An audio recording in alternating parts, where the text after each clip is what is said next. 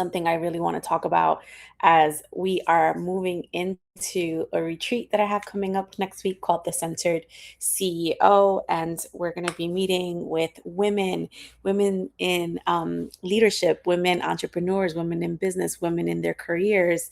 And we're going to be getting into a bunch of conversations around our intuition and our body. We've actually been in a Telegram group already working with our bodies, already connecting with all parts of our bodies. And I wanted to come on here and just start talking about our bodies and our intuition, because I know a lot of you connect with my work as an energy intuitive, as a psychic medium, to really connect with all of our senses. So I want to first start by sharing a really important story, something that led me to my own body and really start to weave in the connection of how our bodies work on the cellular level, as well as how our mind, body, and soul and our spirit are all connected. So, about 6 years ago, I was diagnosed with a chronic illness, and this chronic illness affects our nervous system. It's called fibromyalgia. It always thinks our body is in fight or flight. It always thinks that there's a tiger in the room. And most of my life, I grew up being super connected to my body as a dancer and always in tune with what was going on in my body. On the other note, being very logical, being very academically smart, being very in my mind and in my body. And then I also had a very deep connection with spirit and soul since the age of 5, being connected to the spirit world, being connected to angels, being a medium, and really treating these pieces of myself as separate units and not really actually doing the work of bridging the body, the mind, the soul, and spirit. 6 years ago or 5 years ago, when I was diagnosed with fibromyalgia, I started to, one of the things that has been ancestrally planted, I guess a good programming, a good ancestral lineage of ours is to go always to the root and to also understand your lineage and to also understand that you can heal yourself naturally. I'm not against Western medicine, but a part of my lineage is to come back to self and to actually see what's going on the deeper level. So when I found out that I had a chronic illness, what I decided to do was fully understand why this was showing up in my body and start to really track all the things that since a child till current day were happening in my life. And they all had a common thread. And the common thread was stress. The common thread was not listening to my body. The common thread was people pleasing. The common thread was trauma. Little t, big T, all of it in between. And when I started to actually put the pieces together, I realized that I was experiencing trauma in my body as of the age of 11, having an ulcer at that time. And I'm sharing this because I feel like it's important as you start to track your own body and as you start to track your own intuition and really understand how you are an intuitive being, how we actually are all psychic beings, we are all sentient beings, we are all living in the body, and that's why they call them emotions. It's energy in motion. You start to realize that the body does start to keep the score. The body starts to really hold on to all those things that you think you are processing, and then it just gets like hidden in your shoulder, in your knee, in the migraines that you get, in your gut. Um, so a lot of us think that we are not intuitive beings, but that is not the case. The case is that we really are intuitive beings, and we really are all have the gift of being psychic and being sentient. The difference is how you're tuning into your body and how you're actually listening. They say our gut is our second brain, right? They say our gut impacts our emotions, our gut impacts our intuition. Our gut really is that underlining piece of a lot of the ways that we can express or the ways that we don't express because of the things that we're eating. Now, I don't want to go into a deeper rabbit hole right now when you start thinking about first generation or immigrants or access to food or poverty levels that impact the kind of food that we eat, because I can be here forever, but I do want to make note of that, right? Like access to food is a big thing. Access to the food that your ancestors ate is a big thing, especially for someone like myself, who's first generation immigrant, who came to America, and I am not eating the food of my ancestors. Like, that is like what I'm eating here in America is not what my family ate in Colombia. Like, it's nowhere close. So having a disconnected nervous system, having a disconnected attachment to my gut and all the issues that I had, and now knowing everything that I know about our stomach, connection to our solar plexus, connection to our I am statement, connection to the people pleasing, connection to not being grounded in my belief system, or not being grounded because I didn't want to rub anybody the wrong way or say the wrong thing or be accepted by all. All of those things started to show up in my gut. So add in all those pieces. Maybe you're disconnected from your ancestral like land, and you are not actually eating all the foods that you need to process in your body. Having big T, little t, having programming, so just societal programming, all the things that tell you not to listen to your intuition, to listen to the logical brain, not to reconnect it with the parts of ourselves that are connected to our spirit. And then also what I mentioned earlier, not having that connection of mind, body, soul, and spirit, for you to actually know that like our intuition is available to us. Also, like decolonizing all of that, to say that like a lot of us, those of us who are people of color, we are probably one or two generations, and I'm going to speak specifically to Latino communities, for maybe first generation or second generation, who are those in America. We're one or two generations disconnected from our ancestral land, our ancestral lineage, right? So for us to get connected to those roots is much easier for maybe some of you who are of white bodied and have been thousands of years disconnected from your actual land and actual lineage root, right? And some also who had came to America from enslavement, right? And being like kind of disconnected a couple more generations, but still being connected to those roots. So I want to make note and honor all those pieces of ourselves, and coming back to the body and coming back to your intuition, is that we all have these senses activated within us. We all have these pieces of ourselves that want to actually show up and want to actually come alive in different ways. So whether you're tuning into your body, whether you're tuning into your mind, whether you're tuning into what spirit wants to say, whether you're tuning in through a meditation or prayer and intention setting, journaling, or whatever it is, that how you're tuning in to tap into your intuition, so you can tap into spirit consciousness and tap into quantum leaping and tapping into all the parts of yourself, that the reason why you are being and the reason why you want to expand is tapping into your body.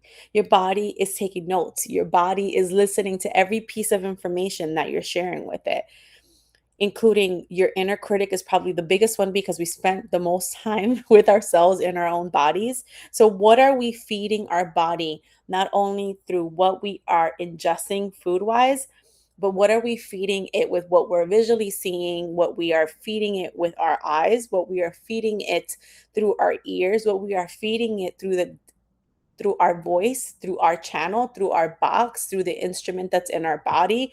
How are we feeding our body in all these different ways, for us to not be like, oh my God, like, of course we have like, of course we can't hear ourselves. Of course we can't listen to our intuition. Of course we feel disconnected, right?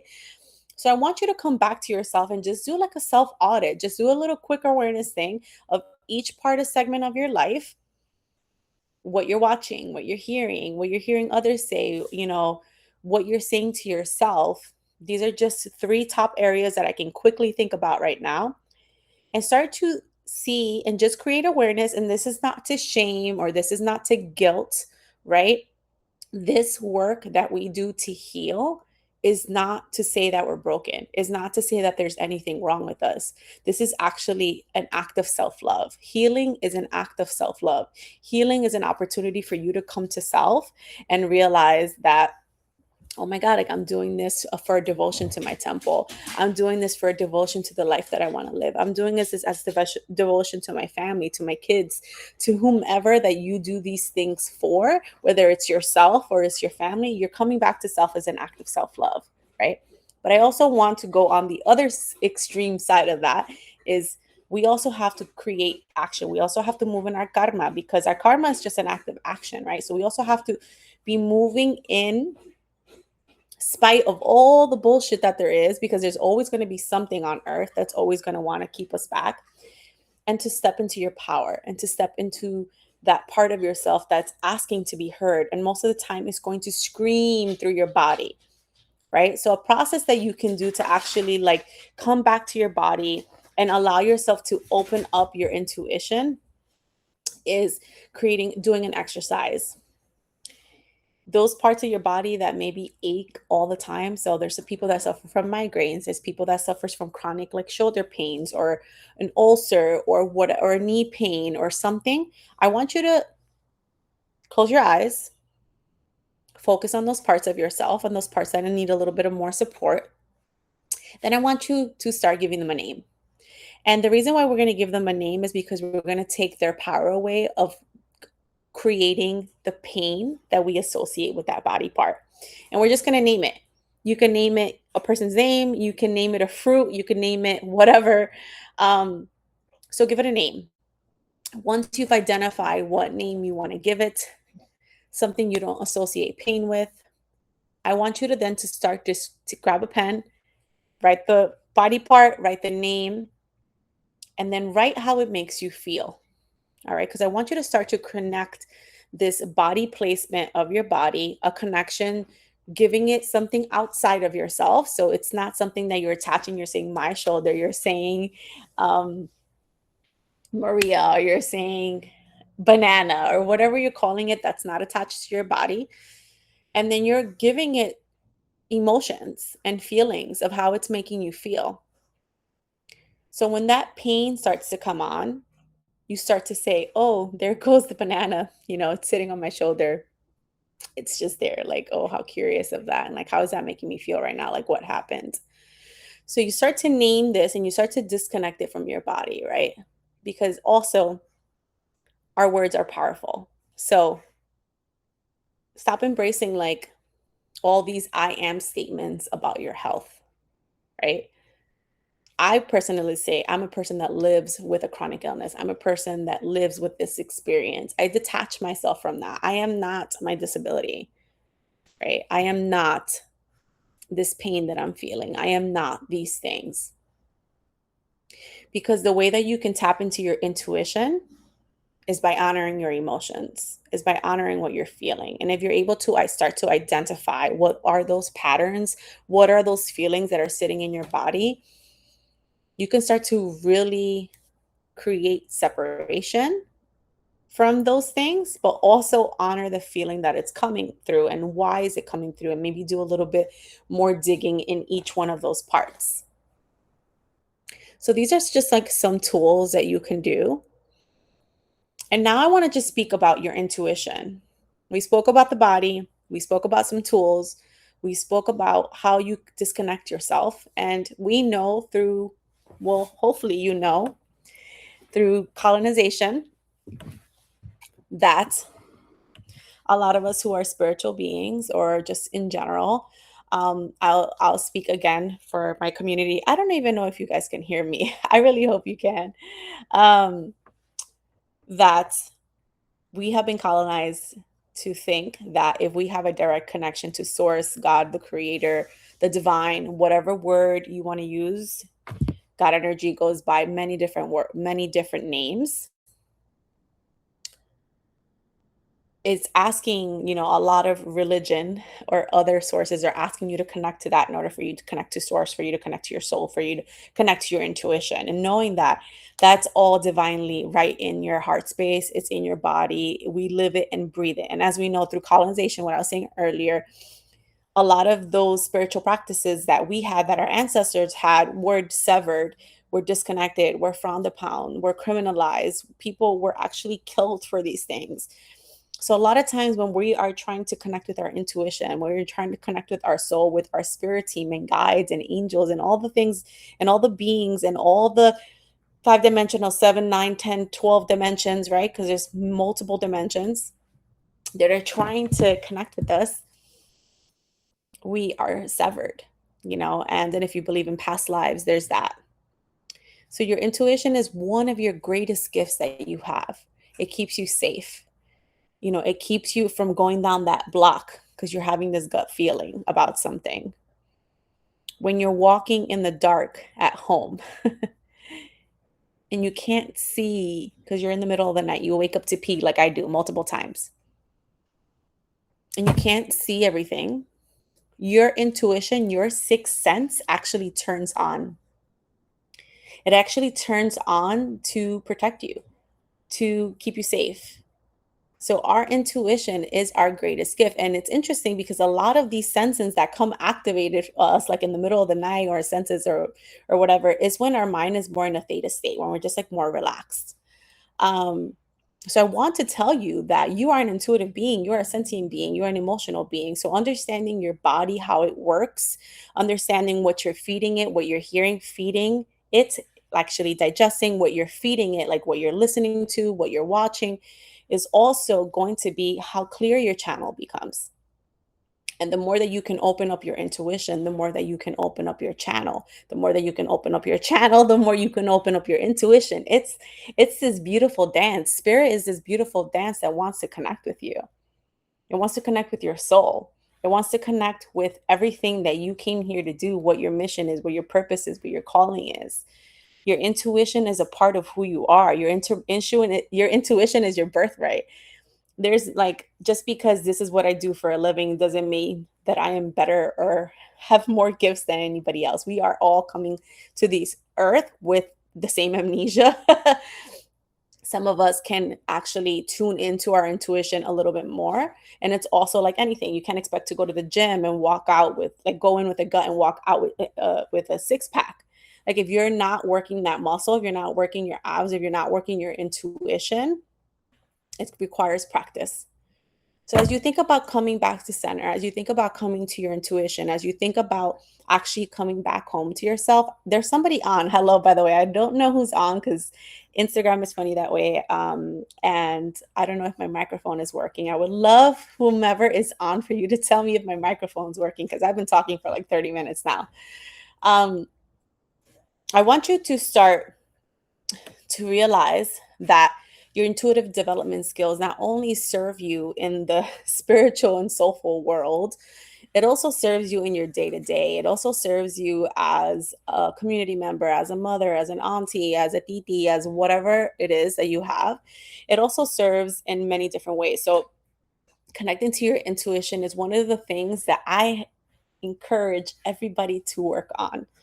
Connecting to your intuition also connects you to your self trust and to your joy. Connecting to your intuition also connects you to the quantum world. It also connects you into different timelines. It also connects you to your ancestors. It also connects you to your spirit team, guides, angels, ancestors, whomever. So I want to tap in right now and ask you to tap into your intuition. What is your intuition telling you right now? If you took a moment right now and tapped into your body, we did an exercise earlier to tap into your body, so you can watch the replay if you're just catching this. Tap into your body, identify the areas that need to be cleared. Once you've done that, start to connect to what your body wants to express. Does it want to move? Does it need to scream? Does it have urgency? Like, what's coming through the body that needs to be expressed? Like we said, energy and motion, right? Emotions. Express that. Clear the channel and open up. So if you have any questions, please drop them in the chat. I think there are people here. I've been talking for about 30 minutes, but I want to address any questions that you may have regarding your intuition. Again, we are all intuitive beings. I hope you can hear me. I see some people have joined. If you have any questions about your body connection with your intuition, I'd love to support you and address any of those questions.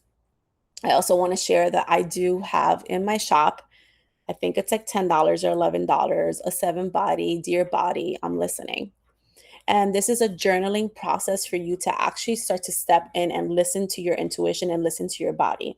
As I shared through my own personal story of being diagnosed with a chronic illness and being able to look back at my whole life, starting with an ulcer at the age of 11 and having all of these health issues, including fertility issues, including not being able to conceive, all of the issues, when I looked at their underlining thread, they were all connected to some sort of trauma and stress response. And and also, it's been my greatest gift, my greatest, like the saddest, one of the saddest things that's happened to me, or one of the greatest wounds rather that's happened to me, has been one of my greatest gifts. It had allowed me to actually shut the fuck up and listen to my body and hear what it wanted to say. I was able to get so clear and so like open up my channel so much that I was able to receive information. And I knew that I was always a psychic and a medium since I was a young girl. I probably knew since I was a teenager looking back. And then every couple of years, my intuition would tap me in and try to awake me. And it took a long time. It took a couple of spiritual awakenings for me to finally get the picture to actually tap into my gifts and use them in the way that I'm using them. And the first way that I was actually able to fully tap into my intuition and fully tap into my psychic and mediumship gifts was through Reiki. And Reiki is not something that's in my lineage. I'm not Japanese, but it is a form of energy work. And energy work is something that's accessible through mainly all of the lineages across the world, across cultures, across time and space. I just happen to connect with Reiki. And I've now am going on almost 3 years of being a Reiki master. And recently I asked my guides and I asked spirit, like, okay, if I was meant to use my psychic and mediumship gifts to help people and expand consciousness through my channeling, like, why did you start me with Reiki? Like, why didn't we just jump into like all the things? Because first of all, it was one of my greatest wounds. I always knew, you can ask anybody, I would tell them I'm a psychic medium, but it's not something I actually owned. And my guides told me the reason why we had to start with Reiki was because you had so much stored trauma in your body. Your body was like red alert. Like I had red flags coming out of all parts of my body because of all the trauma that I had experienced through childhood and all that recent trauma between my mother passing, between losing my nipple, between not being able to have children, and all the things that happened to me that flared up my body. Those are just the high level ones because there's also been other ones. Reiki was a form of self love. Reiki was a form of self healing. It was a way for me to come back into my body and for me to actually listen to what was going on and for me to understand my energetic body, for me to go deeper into somatics, for me to go deeper into all the things because I had already studied human behavior. I had been very intellectual about our minds, but actually tapping into the body. So I invite you to tap into your body. If you want to open up your intuition, the fastest way to do it is, and you're not going to talk your way into your intuition. You're going to feel your way into your intuition. You're going to listen your way into your intuition. You're going to create stillness. Benny, sorry. My dog hasn't stopped licking his paws. You guys have probably heard it the whole time. I love you. um, yeah, the way that you can tap into your intuition is you're going to feel your way there. And the way that you feel your way there is by listening to your body. So I just wanted to come on here to talk about our intuition, to talk about our bodies. Before I actually do a reading, I wanted to come on here and also do a reading. But I'm going to come back and do that separately so I can check on my dog because I don't know if he's okay. But I want to invite you to a few different ways. One, simple download, or you can purchase in my shop. Hey, body, I'm listening. And that's going to give you a journal prompt. And every single day via email support, you're going to be able to tap in further into that question so you can start to listen to your body, so you can start to open up your channel. That's the easiest, most simple, most affordable way for you to tap in. Obviously, you can connect with me for either my Oracle Within reading session, either our energy healing session, or soul alchemy, where we blend both of those things together. or you can work with me via a mentorship. And then also, we have the Centered CEO Mastermind Retreat that's coming up next week. The last day to register, the last day to join us is this Friday. We already have 5 beautiful women that are coming to the retreat, and we have 3 more spots available. And while we are going to, this is geared to women in business, women entrepreneurs. A lot of the work we're going to be doing is tapping into our body, tapping into our mind, our soul, and spirit, and then also the strategy piece that Victoria is going to be leading. So I encourage you to find your way. If you're feeling like you're in that in between, if you're feeling like you can't listen to your intuition, you're not leading to joy, you are not trusting yourself, this is a good way to do this. I will be back shortly to do a reading. All right, loves, take care.